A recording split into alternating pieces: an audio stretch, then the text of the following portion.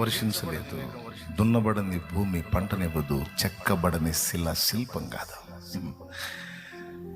దేవుడు నీ జీవితంలో జోక్యం చేస్తున్నాడు. నాకే ఎందుకు ఇలా అన్నదానికి సమాధానం చెప్పాను. భక్తి పరులారా, లోకము నుండి నా ప్రభు ఏర్పరచుకున్న వారలారా,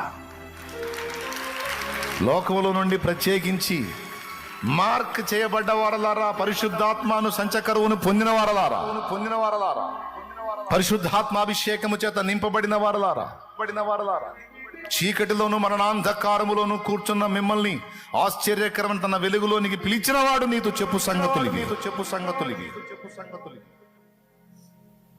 భయపడవద్దు, విస్మయం పొందవద్దు.